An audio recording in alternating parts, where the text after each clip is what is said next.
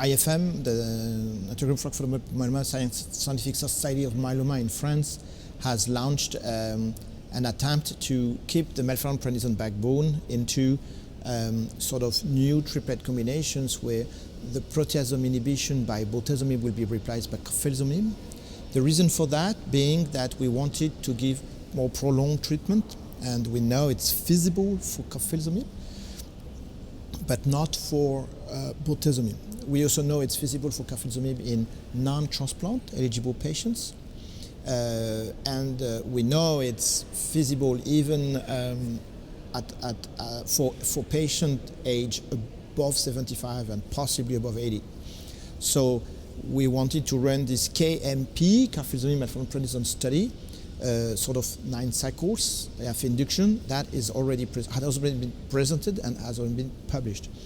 But then the idea was not to stop entirely the treatment, stop the melphalan-prednisone because it cannot be given continuously, it's too risky for the patients, but continue the carfilzomib, the idea initially of replacing bortezomib by carfilzomib, being the fact that the safety profile of carfilzomib was good on the long run, including elderly patients.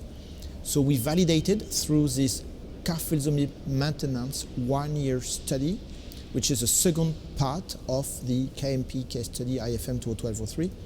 We validated in very elderly patients, median age above 75, from 75 to 80. We validated the fact that it was manageable to give carfilzomib. We actually haven't increased at all the incidence rate of problematic AEs.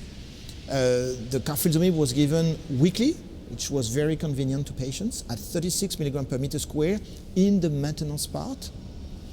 And we also validated the fact that the efficacy when you add carfilzomib to a combination is quite remarkable. And the median PFS was very similar to the median EFS, so the risk of progression was very similar to the risk of progression, including the safety issues, which means that there was very few safety issues to the patients. And we have an excellent CR rate and a very prolonged PFS, which is in largely better than 3 years, which for this group of patients had only been reached so far by MAIA study, which is daratumumab, lenalidomide, dexamethasone, and include two expensive drugs.